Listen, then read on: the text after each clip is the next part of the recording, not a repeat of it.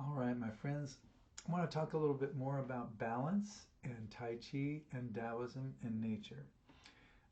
All things I've said before in one context or another, but this is just a slightly different way of spinning it. And I never know who ends up watching any of my videos anyway. So uh, maybe you've never heard me say these things before. Maybe they'll be of value. Maybe they'll be of use. Even better. So I see Tai Chi, the yin yang symbol, as a representation of how nature defaults to balance. Motion is implied, but also stillness. The parts move, the whole does not. It's a beautiful idea that seems at least largely true. Taoism is a philosophy advocates aligning consciously with this default towards balance. It's a lovely ideal, and I don't think it's productive to think of this alignment as something like a state to be achieved. It's more fruitful for me to think of it as an orientation to be committed to. The idea is that if I default towards balance, then I'm pursuing the same default course as nature, not black, not white, but both in a dynamic, ongoing conversation, then that's good. I'm doing the same thing nature's doing. So for me, Tai Chi Chuan, which means fist or boxing, is literally boxing based on this principle. It's not about maintaining perfect balance, it's not about being soft, and it's not about being hard. It's not about specific techniques to apply in specific situations. It's about doing what must be done in the moment to protect and preserve life while defaulting to balance as much as possible before and during and after. The techniques, the drills, the forms, they're not roadmaps for me. They're not, I don't know how to put it, like they're not, it's a battle plan, they're not, no battle plan survives contact with the enemy. I say that all the time. And that's what forms and drills are. They're plans, they're battle plans. They won't survive contact with the enemy, whether the enemy is a person or gravity or time.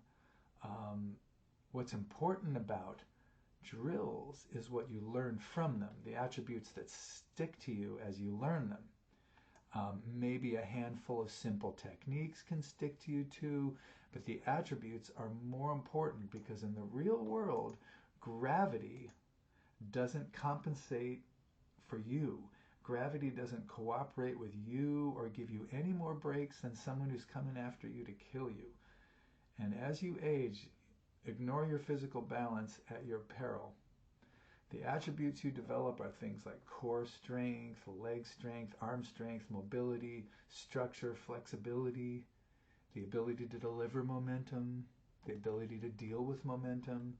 And all these things are put into the service of the overall orientation or that default towards balance. I like to use specific drills to learn general principles that I can then improvise in the world in specific situations, right? So you learn the general from the specific, and then you apply the general to all the other specifics. For example, upright. That's what I default towards, not what I maintain. I'm not trying to maintain a perfect upright posture in all things. It doesn't make sense. There's many contexts in which the upright position is not the best position to be in. Same with a level pelvis, right? I did a video a long time ago called Leveling Pelvis and Uprighting Spine, meaning I'm uprighting my spine. It's a verb. It means that I'm oriented that way and leveling the pelvis rather than a level pelvis. And I did it with a little bowl with a candle in it. So the candle was the spine and the bowl was the pelvis, and I put it in a sink of water, and I set it in there, and so then I disturbed the water. So the pelvis is leveling in that disturbance, and the flame is uprighting in that disturbance. And in stillness, yes, the pelvis is level, the spine is upright. But as soon as motion happens, the uprightness is distorted, so it's uprighting. It's not upright. It's not a noun, it's a verb. And the pelvis is leveling, it's not level, right? And in motion, that pretty much means in life, because life is motion. So Same with balance. Same with having a low center of gravity. Same with having relaxed muscles, suspended joints, open breathing, all that stuff. These are all orientations. They all have ing at the end. I'm centering my center. I'm not holding a static thing, right? So I practice and teach an orientation towards balance that you can use in your daily life to help yourself and the people around you live better. This orientation will decrease your chances of falling, your chances of being injured if you do fall, and it will increase your chances of healing well and fast if you fall and you are injured. It can also increase your chances of being helpful in physical situations around you in the world. So there's no shame at all for me in applying the principles and attributes of a martial art to daily life. Just because you're not using it for combat, so what? The basic training of boxing is great for you. The basic training of almost any art is great for you. And of course it goes to Tai Chi, or applies to Tai Chi. So in using these drills and forms for this purpose rather than for fighting, that's totally okay. Gravity is coming for all of us. It might be a punch that takes a few decades to show up, but it will show up. And if you're not ready for it, it will kick your ass good. And you will not like your life anymore. I can't find anything wrong with using the training of an ancient art to a new purpose against a much slower but much more certain to show up enemy, which is gravity. To say otherwise is to say that all painting that isn't cave painting isn't painting, because painting's about documenting the hunt. Right? It's not about your feelings. It's not about expressing yourself. It's not about painting a landscape or any of that stuff. It's about documenting the hunt. And that's what people say about Tai Chi in a sense. If you're not using it to grapple or wrestle, or if you're not using it to kick or strike, or if you're not using it as a hardcore martial art, then it's a waste of your time and you're not doing Tai Chi. Well, sorry, but I determine what's a waste of my time, not anybody else. Certainly not a dogmatic somebody else. So there's nothing wrong with arts changing and evolving and being used for different purposes than what they started with, right? Otherwise, we'd all be in caves painting if we wanted to paint at all. Even finger painting. Nope, it's not documenting the hunt. So now, having said all that, if you want to become a fighter and a person well able to defend yourself in a fight, you have to take the same attributes that the daily life practitioner develops to a much deeper level. The speed and intensity of real fighting. It demands much more finely tuned connections and balance than daily life usually does. You have to train at that level of pressure, or at least at levels that simulate that kind of pressure, and you have to do it a lot and often. The orientation that I teach is a good preparation for that work should you decide to do it. You can be deeply oriented towards balance in your daily life, and you can also be deeply oriented towards balance at some level of physical martial pressure, but you don't have to be. The ultimate training of Tai Chi systems and attributes to me is combat or daily life. It's up to you, but the orientation to me is the most important thing. So I use these drills and forms to teach that orientation. You can apply it in daily life, or you can add it to more combative pressure. You can add more combative pressure. You can train for health, or you can train for combat. And no one will tell you in this world that an orientation towards having balance and good balance is a bad thing to have. Everybody agrees balance is a good thing to have. And if you're an older person, if you're lucky to live to be, old, I'm 65. My mom claims that the 60s are the youth of old age. Your 70s are the middle age of old age, and she says your 80s, you're just old. So I'm in the youth of old age, but I'm definitely not young. I'm 65 years old. My legs and body have a lot of miles on them. So I have to be even more careful than when I was younger. And so far that care has paid off. My training has paid off very well for me. There's been many situations when I could have been injured due to my own inattention or the inattention of people around me, the terrain I was on, all kinds of stuff. And I use the attributes that I learned in Tai Chi to prevent that injury. So I don't need any convincing. And anyone who tells me I'm wasting my time, just they don't know me. When you correct somebody's Tai Chi, or when you tell someone they're wasting their time, or you say their Tai Chi is bad, or week or whatever, without knowing their training goals. I mean, granted, if you're talking about something that's just anatomically bad, like when I see someone twisting their knees or twisting their knee going way out past their toe in certain kind of situations, or I can see that, like, anatomically they're not doing it right. It's the kind of thing that an exercise physiologist would say, no, that's wrong. I would say that's good for getting injured, and it's not good for staying healthy.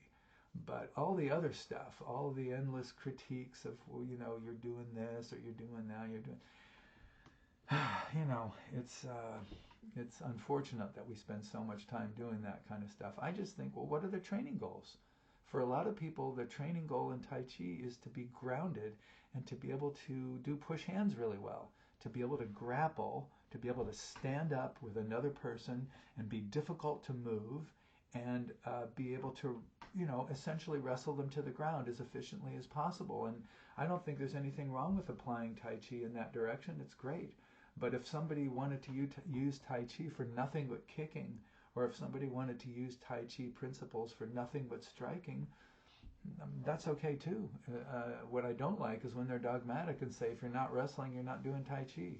Or if you're not striking, you're not doing Tai Chi. Or if you're not doing combat, you're not doing Tai Chi. Tai Chi is about balance to me, and that there's many levels of that.